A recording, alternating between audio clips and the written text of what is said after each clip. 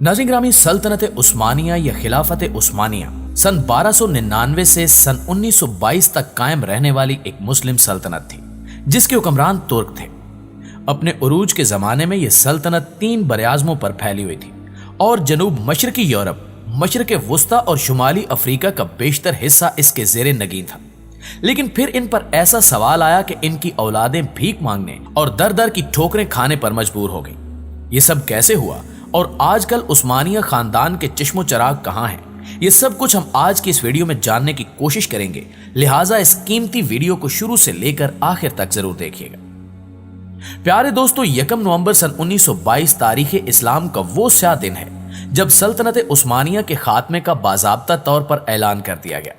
तुर्की में सुल्तान मोहम्मद शिशम की हुकूमत को खत्म कर दिया गया और मुस्तफा कमाल पाशा की हुकूमत शुरू हुई और सुल्तान मोहम्मद शिशम को नापसंदीदा शख्सियत करार देते हुए मुल्क बदर कर दिया गया, जो 17 नवंबर को बजरिया बरतानवी बहरी जहाज माल्टा रवाना हो गए। इनके बेटे शहजादे मोहम्मद अर्तुगरुल आफंदी भी इनके हमरा थे और बाद अज़ां वो वहां से इटली चले गए और उन्होंने जिंदगी के आखिरी आयाम अतालिया में गुजारे। इनकी वफात 16 मई सन 1926 को सान रीमो इटली में हुई और इनको दमिश्क में सुल्तान सलीम अव्वल मस्जिद के करीब दफन किया गया। लेकिन जब तक जिंदा रहे, उस्मानी खानदान के सरबरा head of the house of Osman रहे। दूसरी जानिब सन 1922 को उनके करीबी अजीज अब्दुल मजीद आफंदी को नया खलीफा चुना गया, जो 1924 में खिलाफत के खात्मे तक ये जिम्मेदारी निभाते रहे और फिर इसी के साथ साथ तमाम उस्मानी खानदान को जिलावतन कर दिया गया। दोस्तों, अंदाजा करें कि एक ऐसा खानदान जो 600 साल से जायद अरसे से एक जगह पर हुकूमत करता रहा, उसी खानदान के लिए उनके अपने मुल्क में जगह तंग हो गई थी। उस्मानी खानदान को खुद समझ नहीं आ रहा था कि इनके साथ क्या हो रहा है। जिला वतन होने वाले खानदान के अफराद की कुल तादाद उस वक्त 156 थी, जिनमें सुल्तान के साथ बहुत से शहजादे, बच्चे, शहजादियां और अजवाज वगैरह शामिल थी। कुछ नौकर वगैरह भी उनके साथ थे जो अपने मालकों का साथ कभी छोड़ना नहीं चाहते थे, जबकि इसके साथ इस खानदान के तमाम दामाद भी जिला वतन कर दिए गए, यानी तमाम शहजादियों के शौहर भी जिला वतन हो गए। लेकिन इनको यकतरफा पासपोर्ट दिया गया। सो उन्होंने पहले मिस्र जाना चाहा, कभी वो इनकी सल्तनत में शामिल था, लेकिन ना तो अंग्रेज हुकूमत और ना ही वहां के शाह फवाद ने इनको इजाजत दी। फिर शाम का कसद किया कि वो भी एक करीब मुल्क था, तो तुर्की की हुकूमत ने उधर जाने की इजाजत नहीं दी।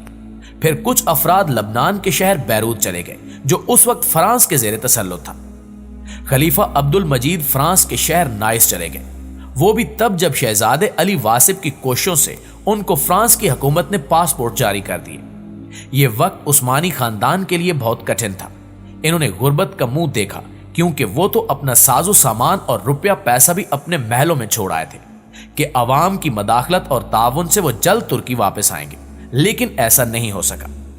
उस्मानी सल्तनत के खात्मे के बाद खानदान का सरबरा वो मुंतखब होना शुरू हुआ जो पूरे खानदान यानी आले उस्मान में उम्र के लिहाज से सबसे बड़ा हो। सुल्तान मोहम्मद शिशम के इटली में इंतकाल कर जाने के बाद 1926 में अब्दुल मजीद दोम उस्मानी खानदान के सरबरा मुकर्रर हुए और 1944 में उनकी वफात पेरिस फ्रांस में हुई। इनके बाद 1944 में अहमद निहाद चहारुम उस्मानी खानदान के सरबरा मुकर्रर हुए। आप सुल्तान मुराद पंजम के पोते और शहजादे मोहम्मद सलाहुद्दीन के बेटे थे। ये 1937 में फ्रांस को छोड़कर लबनान मुंतकिल हो चुके थे और 4 जून 1954 को बैरूत लबनान में ही इनकी वफात हुई। इनके बाद इनके भाई शहजादे उस्मान फौरन उस्मानी खानदान के सरबरा बने, जो फ्रांस में ही रिहाइश पजीर थे। अपने भाई के बरक्स इन्होंने जदीद तर्ज जिंदगी इख्तियार किया और फिर 19 मई 1973 को नाइस फ्रांस में ही इनका इंतकाल बीमारी की वजह से हुआ। नाज़रीन ग्रामी, इनके बाद शहजादे मोहम्मद अब्दुल अजीज दोम खानदान आलिया के सरबरा बने। आप सुल्तान अब्दुल अजीज अव्वल के पोते और शहजादे मोहम्मद सैफुद्दीन के बेटे थे। ये भी फ्रांस में ही मुकीम थे और इनका इंतकाल भी 1977 में नाइस फ्रांस में हुआ। इनके बाद उस्मानी खानदान के सरबरा अली वासिफ मुकर्रर हुए। आप अहमद निहाद के बेटे थे। आप 1935 में मिस्र में सकूनत पजीर हो चुके थे और 9 दिसंबर 1983 को अलेक्जेंड्रिया मिस्र में ही 80 साल की उम्र में फौत हुए। ये तरतीब ऐसे ही चलती रही और अगर मौजूदा वक्त की बात करें तो अब तुर्की में उस्मानी खानदान के बहुत से अफराद सकूनत पजीर हैं। सुल्तान अब्दुल हमीद दोम के पोते عبدل حمید کائی خان ترکی میں عثمانی خاندان کی نمائندگی کرتے ہیں۔ یہ خاندان آج بھی زندہ ہے اور مختلف جگہوں پر مختلف ملکوں میں رہ رہا ہے، جن میں امریکہ، بلغراد، ہنگری، فرانس اور مصر وغیرہ شامل ہیں۔ کافی افراد استنبول ترکی میں بھی موجود ہیں۔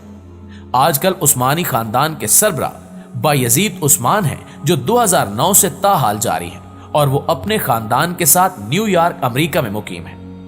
سن 1954 میں عثمانی خاندان کی خواتین کو ترکی میں آنے اور رہنے کی اجازت مل چکی تھی اور 1974 میں مردوں کو بھی ترکی میں رہنے کی اجازت مل گئی تھی، لیکن زیادہ تر نے باہر رہنا پسند کیا۔ ڈسکور دی ورلڈ کے پیارے ساتھیوں، دوسرے معاشروں کی طرح مسلمانوں کی تاریخ بھی بھائیوں، باپ بیٹوں اور دیگر رشتہ داروں میں تخت و تاج کے لیے جنگوں اور قتل یا اندھا کر دینے والے واقعات سے بھری پڑی ہے۔ شورشوں اور سازشوں سے بچنے کے لیے ترکی کی اسلامی خلافت عثمانیہ میں یہ طریقہ نکالا گیا تھا کہ سلطان کے باقی تمام بھائی مار ڈالے جائیں۔ آج کل ایک ڈرامہ سیریز سلطان احمد اول اور ان کی اہلیہ قسم سلطان کی زندگی پر چل رہی ہے۔ انہی سلطان احمد اول کے والد سلطان محمد سوم کی تخت نشینی سن 1595 میں ہوئی، لیکن اس دن کو تاریخ میں جس وجہ سے یاد رکھا جاتا ہے وہ شاہی محل میں نئے سلطان کی آمد سے زیادہ وہاں سے 19 شہزادوں کے جنازوں کا نکلنا تھا۔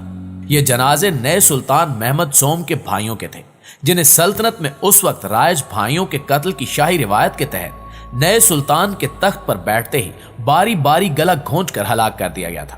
شہزادوں کو ایک ایک کر کے سلطان کے سامنے لایا گیا، جن میں سے عمر میں سب سے بڑے شہزادے نے، جو خوبصورت اور صحت مند جسامت کا مالک تھا، التجا کی کہ آقا میرے بھائی، جو اب میرے والد کی جگہ ہو، میری زندگی اس طرح ختم مت کرو، جس پر غم سے نڈھال سلطان نے اپنی داڑھی نوچ لی، لیکن جواب میں ایک لفظ نہ بولا۔ یہ جنازے گلیوں سے گزرتے دیکھ کر استنبول کے شہریوں کے دل دہل گئے تھے۔ اس حوالے سے مشہور مورخ لسیلی پیپیرس نے لکھا ہے کہ سلطان مراد سوم کے جنازے کے ایک روز بعد ان کے 19 شہزادوں کے جنازوں میں دگنے لوگ شریک ہوئے اور استنبول میں ہر آنکھ اشکبار تھی۔ دوستو، کہا جاتا ہے کہ 1595 سے 21 برس پیچھے جائیں تو معلوم ہوگا کہ سلطان محمد سوئم کے والد سلطان مراد سوئم کی حکمرانی کا پہلا دن بھی مختلف نہیں تھا اور انہیں بھی ایسے ہی مشکل فیصلے کا سامنا کرنا پڑا تھا۔ سلطان مراد کے والد سلطنت عثمانیہ کے 11ویں سلطان سلیم دوئم کا سن 1574 میں 50 برس کی عمر میں انتقال ہو گیا، جس کے بعد سلطنت کی باغ ڈور ان کے سب سے بڑے بیٹے مراد سوئم کے ہاتھ آئی، جو اپنے بعد والے بھائی سے 20 سال بڑے تھے، اور باقی تو بچے ہی تھے اور ان کی جانشینی کو بظاہر کسی سے خطرہ نہیں تھا۔ پھر بھی انہوں نے اپنی تخت نشینی پر اپنے سب بھائی مروا دیے، جنہیں پھر اپنے والد سلطان سلیم دوئم کے پہلو میں دفن کیا گیا۔ مشہور مورخ کیرولائن فنکل نے اپنی ایک کتاب میں سلطان سلیم دوئم کے یہودی طبیب ڈومینیکو کے حوالے سے شہزادوں کی ہلاکت کا منظر کچھ یوں بیان کیا: لیکن سلطان مراد نے، جو بہت رحم دل تھے اور خون بہانا برداشت نہیں کر سکتے تھے، 18 گھنٹے انتظار کیا۔ اس دوران وہ تخت پر بیٹھے اور نہ ہی شہر میں اپنی آمد کا اعلان کیا اور اپنے 9 بھائیوں کی جان بچانے کے طریقوں پر غور کرتے رہے۔ سلطنت عثمانیہ کے قانون کی خلاف ورزی کے ڈر سے انہوں نے روتے ہوئے اپنے اہلکاروں کو شہزادوں کا گلا گھونٹ کر ہلاک کرنے کے لیے روانہ کر دیا، اور اس کام کے لیے ان اہلکاروں کے انچارج کو اپنے ہاتھوں سے 9 رومال دیے۔ درجنوں شہزادوں اور شہزادیوں کی ان ہلاکتوں کی قابل ذکر بات یہ ہے کہ ان کا مارے جانا کسی بغاوت یا کسی جرم کا نتیجہ نہیں تھا، بلکہ ان میں سے کچھ تو غلطی کرنے کے قابل بھی نہیں ہوئے تھے۔